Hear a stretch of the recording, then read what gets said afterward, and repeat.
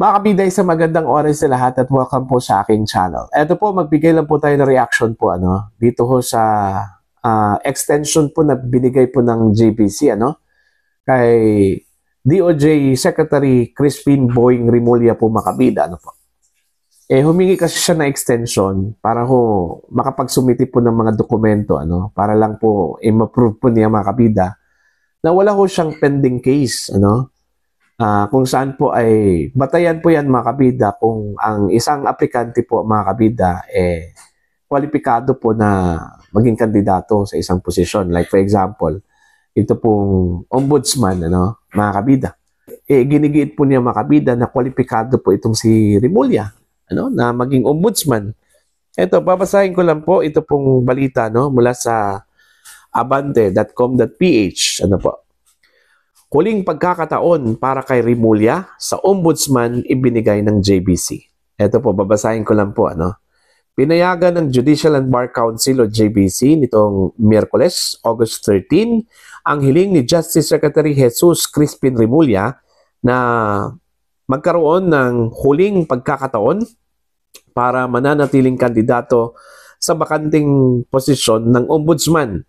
Nagdaos ang JBC ng emergency meeting kasunod ng kahilingan ni Remulla na mabigyan ng extension upang maisumite ang clearance mula sa Ombudsman's Office na nagpapatunay na wala siyang nakabinbing kaso.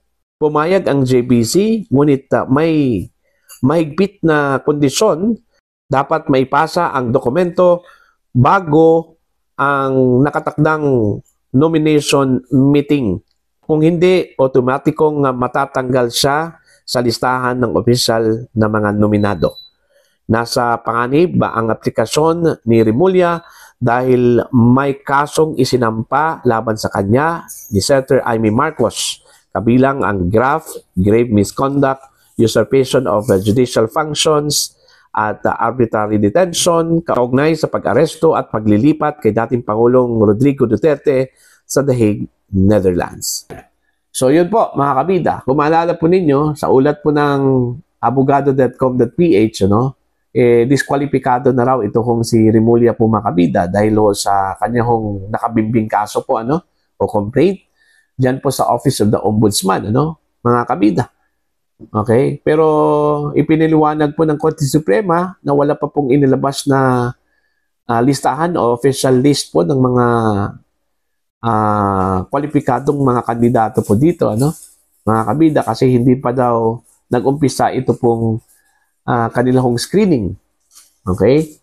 Now, gusto kong maging ombudsman talaga ni Remulla po, mga kabida, kahit meron po siyang complaint pending dyan po sa Office of the Ombudsman.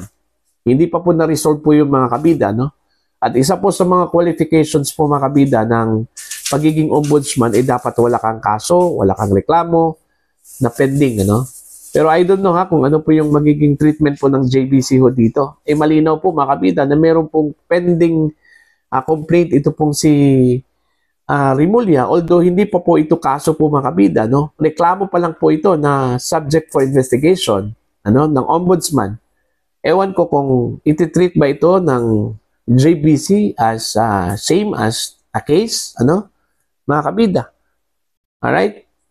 So, yun po. Binigyan po ng pagkakataon po ng JBC ito pong si Remulla na makapagsumiti po ng clearance mula sa Office of the Ombudsman. Okay? Now, ang tanong po dito, yung ginawa po ng JBC ba, mga kabida, is applicable sa lahat? Ibig sabihin po, since pinagbigyan po nila si Remulla, mga kabida, na isang miyembro po ng JBC, kasi ex-officio member po yun kasi part po ng JBC po, mga kabida, as ex-officio member, ito pong Department of Justice Secretary.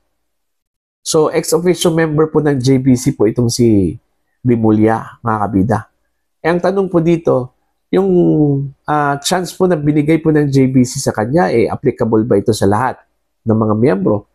Kung sakali gustong humingi po ng ibang mga kandidato po, mga kabida, sa JBC ng extension, kung pagbibigyan po ba, mga kabida, kagaya sa ginawa po nila kay Remulla. Yun yung tanong po, O baka accommodation lang po ito ng JBC considering si Remulla isang miyembro po ng JBC po mga kabida. Yun yung tanong po. Kasi kung ganun, hindi po pwede. Hindi po maganda. Meron pong pabor po na ibibigay po mga kabida ng JBC dun po sa isang kandidato po. Kasi dapat patas po sila Same level po. Kahit na po sabihin po natin na iba yung status po ni Remulla po mga kabida. Kasi membro po ng JBC, hindi po pwede yon. Okay? Unfair po yun dun sa ibang pang mga kandidato po, mga kabida. Kaya nga, yun yung question po Yung chance na binigay po ng JBC po mga kabida kay Remulla, same ba yun? Dun po sa ibang mga kandidato, applicable ba yun sa lahat mga kabida o kay Remulla lang po yun? Yun yung gusto po nating malaman po mga kabida sa Judicial and Bar Council po. But anyway, antayin na lang po natin yung magiging resulta po dito po mga kabida. Kasi sa akin po, may personal take lang po dito, whether kaso po yan or reklamo po yan, since pending po yan, subject for investigation at wala pa pong resolution, dapat i-consider din yun ng JBC. They will treat it as same as case. Kasi unang-una, hindi pa po sigurado po mga kabida, na madidismiss po yung kaso na yan Okay? Unless siguro kung meron pong kumbaga determination po yung ombudsman na i-dismiss po ito for the sake para i-accommodate po itong si Remulla. Remember, yung ombudsman po ngayon ay hindi full-fledged ombudsman po. Acting lang po yan, mga kabida. And she is serving at the pleasure of the president. Now, halimbawa, kung meron pong grand design po dito na talagang ang itatalaga dyan, mga kabida, itong si Remulla. Diba? May posibilidad po yun, mga kabida. Okay? Kaya nga, medyo duda po ako dito sa kurso po ni Remulla Kurso nada talaga, mga kabida. Kahit na po, maliit yung chance po niya dito. Okay? Aside ho sa, meron po siyang complaint, politiko kasi itong si Remulla Tapos, based po sa history po mga kabida, ng ombudsman, wala pa pong napiling ombudsman sa history po mga kabida ng Pilipinas na isang politiko. According to Attorney Ferdito Pasio, mga kabida, wala pa pong politiko na inilagay dyan bilang ombudsman Merong isang miyembro po ng gabinete ng dating Pangulong Gloria Macapagal Arroyo, ito kung si Merceditas Gutierrez, pero hindi po politiko yon. Miyembro ng executive department po mga kabida, Kaya yun, dalawa yung problema po ni Remulla Una, yung pending complaint po niya, complaint po ni Senator Amy Marcos against him, sa Office of the Ombudsman. Pangalawa, yung pagiging politiko po niya, mga kabida. Yun yung mahirap po doon, paano po niya depensahan po yun, mga kabida. Kung sincere po itong GBC na ipatupad yung kanilang rules, malamang po, diskwalipikado po itong si Crispin Remulla po, mga kabida. Okay? So, titingnan po natin kung hanggat saan yung tatagpo ni Remulla po dito, mga kabida. Okay? Ang mahirap lang po dito, baka po magkaroon po ng twist. Diba? Baka biglan lang po nating malaman po mga kabida na pumasok na pala doon po sa list of candidates ito pong si Remulla. Yun yung matindi po, mga kabida. So, abangan po natin yan, kung ano po yung magiging action po ng JBC po dito, mga kabida. Okay? Kung talagang sigurado at sincere po sila, mga kabida, na sundin yung rules po ng JBC, okay?